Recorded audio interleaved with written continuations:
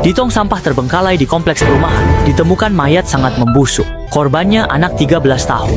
Seluruh tubuh mayat dipenuhi belatung. Anehnya, hanya kaki kanan utuh tanpa luka. Kedua orang itu penasaran. Identitas korban belum diketahui, karena belum ada yang melapor. Dan terlalu banyak orang berkerumun di lokasi. Dabao dan Chin Ming segera membungkus mayat, bersiap membawanya untuk diautopsi. Begitu keduanya membawa mayat, kerumunan langsung berdiskusi. Bukankah itu Lujan? Bagaimana kamu tahu itu Lujan? Di perutnya ada tanda lahir. Apakah kalian teman korban? Kami sebenarnya tidak terlalu akrab dengannya. Oh iya, Gufeng. Bukankah kamu sahabatnya? Kamu bilang itu dia, kan?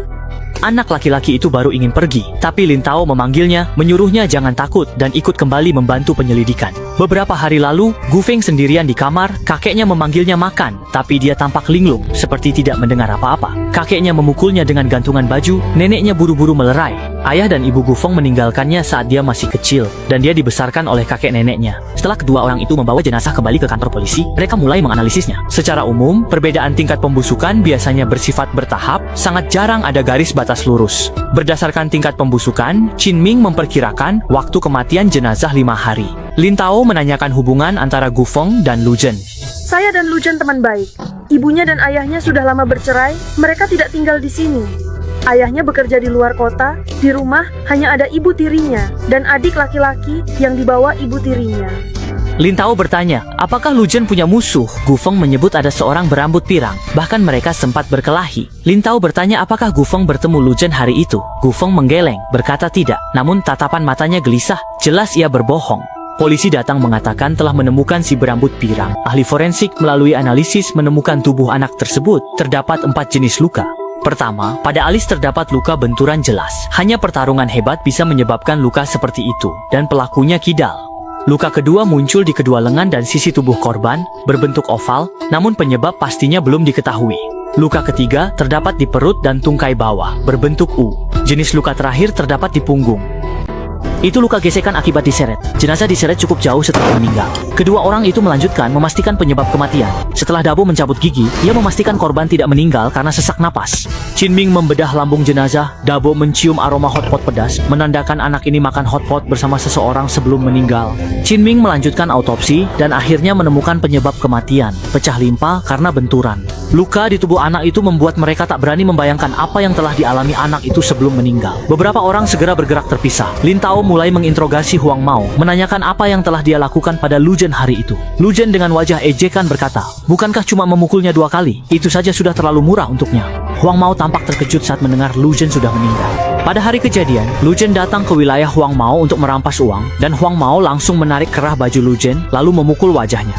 Lin Tao bertanya, kamu memukul wajahnya? Huang Mao berkata, iya, tapi Pang Chao memukul Lu Zhen jauh lebih keras, kenapa tidak tanya dia? Chin Ming segera cek info Pang Chao. Pang Chao teman sekelas Lu Zhen. Luka di tulang alis disebabkan Huang Mao, tapi bukan luka mematikan. Sepertinya Huang Mao bukan pelakunya. Mereka putuskan segera cari Pang Chao. Pang Chao sedang berlatih tinju di Sasana. Lin Tao menunjukkan identitasnya, menanyakan mengapa dia memukul Lu Zhen. Pang Chao berkata, Lu Zhen sparring partnerku, jadi memukulnya wajar. Satu sesi latihan kubayar 50 yuan. Lin Tao bertanya pada hari kejadian dia bertemu Lu Zhen. Pang Chao mengingat sebentar berkata dia memang bertemu. Musim seperti ini, makan hotpot adalah yang paling nikmat. Sebenarnya aku sendiri tidak makan pedas. Laki-laki dewasa nggak makan pedas, memangnya kenapa? Aku makan atau enggak, itu urusan aku yang masak, kan? Gak masalah, yang penting minimal ada 1 kali makan. Lin Tao berkata, Lu Zhen sudah meninggal. Pang Chao terkejut, dia berkata saat bertinju, kami selalu tahu batas, tak mungkin membunuhnya. Chin Ming dan rekannya menemukan luka oval di tubuh korban akibat pukulan sarung tinju. Dabao maju bertanya, kenapa Lu Zhen mau jadi sparring partner? Pang Chao ingat dia juga menanyakan ini saat makan malam hari itu. Pang Chao ingin bertanya lebih banyak, tetapi meskipun membayar lebih banyak uang, Lu Zhen tidak mau mengatakan apapun. Beberapa orang telah mengesampingkan kecurigaan terhadap Pang Chao, ibu tirinya yang belum ditanyai.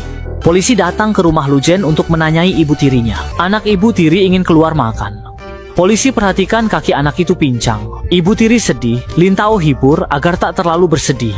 Beberapa orang bersiap melihat-lihat di dalam rumah dan mengamati lingkungan. Tampaknya ibu tiri cukup baik kepada Lu Zhen. Dabao mengambil foto. Foto tidak sengaja terlepas dan jatuhlah sebuah foto wanita. Chin Ming mengambil foto dan menduga bahwa ini adalah ibu kandung Lu Zhen. Balik ke bagian belakang. Di situ tertulis Kunming. Saat itu, Qin Ming tiba-tiba melihat anak kecil sedang makan biskuit. Ia mengambil biskuit yang direndam dalam susu, lalu menepuk bagian yang sudah lembek. Setelah beberapa orang selesai menyelidiki dan bersiap untuk pergi, Qin Ming bertanya pada putranya, bagaimana kakinya bisa seperti itu? Ibu tiri berkata, setengah tahun yang lalu, Lu Zhen membawanya keluar dan mengalami kecelakaan mobil. Ibu tiri kembali ke dalam rumah. Namun Debao malah terpaku menatap sepatu hak tinggi ibu tirinya. Qin Ming memanggilnya, lalu membawa beberapa orang menuju kolam di dekat situ. Berdasarkan biskuit tadi, ia menduga prinsip yang sama juga berlaku pada mayat. Jadi kemungkinan besar tempat kejadian perkara ada di kolam itu. Debao memeriksa video Ghost Fire dengan cepat menemukan lokasi yang tepat. Mereka segera berlari ke sana dan menemukan sarung tinju di dalam air. Qin Ming kembali mencari dan menemukan tiket bus tujuan Kunming, sehingga bisa dipastikan inilah tempat kejadian perkara. Lin Tao setelah bertanya, menemukan rumah Gu Feng di sebelahnya. Mereka segera pergi menginterogasi Gu Feng. Menghadapi semua bukti tersebut, Gu Feng pun tenggelam dalam kenangan. Bukankah kita berdua sebagai saudara sudah cukup baik? Kau malah meninggalkannya. Sadarlah kamu. Kamu benar-benar layak untuk mendapatkannya. Aku tidak akan pernah mengganggumu lagi. Alu. Gu Feng mengaku bersalah. Hari itu, Lu Zhen mengucapkan selamat tinggal dan memberiku sepasang sarung tinju. Lu Zhen membeli tiket kereta api dan ingin pergi mencari ibu kandungnya. Tetapi Gu Feng merasa ibunya telah meninggalkannya dan tidak perlu mencarinya. Kedua pria bertengkar, salah seorang mendorong Lu Zhen dan tiba-tiba meninggal.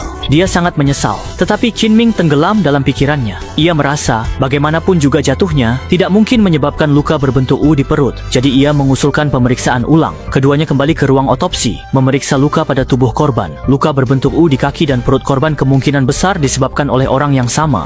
Qin Ming teringat ada anak tiri ibu korban. Sama seperti Lu Zhen, kaki kirinya juga terluka. Debao menduga itu akibat kekerasan dalam rumah tangga, dan bentuk lukanya sangat mirip dengan sepatu hak tinggi. Beberapa orang kembali menanyai ibu tiri korban. Lin Tao bertanya, pada hari kejadian, apakah dia memukul Lu Zhen? Ibu tiri itu berpikir sejenak lalu berkata tidak. Lin Tao kembali bertanya, hari itu apakah Anda memakai sepatu hak tinggi? Ibu tiri menjawab, ya, yang di bawah ranjang. Qin Ming mengatakan bahwa penyebab kematian Lu Zhen adalah pecahnya hati, yang sangat mungkin disebabkan oleh tindakan ibu tirinya. Menghadapi bukti, ibu tiri itu mengaku. Dia mengatakan hari itu memang memukul Lu Zhen. Pada hari kejadian, Lu Zhen memukul anaknya. Lalu ibu tiri menendang Lu Zhen beberapa kali. Saat itu saya sangat marah. Jadi saya hanya menendangnya pelan 2 kali. Lu Zhen menghitung uangnya. Akhirnya ia berhasil menabung cukup uang untuk membeli tiket kereta dan bisa pergi mencari ibunya. Namun, berbalik, ia mendapati uangnya telah disobek adiknya. Lu Zhen menghampirinya untuk memberinya pelajaran, tetapi ibu tirinya memukulinya tanpa bertanya. Tendangan ringan itu membuat Lu Zhen tertidur selamanya, tak akan pernah bertemu ibu kandungnya. Qin Ming menuliskan kata penutup kasus. Semua perasaan yang tampak tak tergoyahkan, selalu ada kemungkinan runtuh sekejap.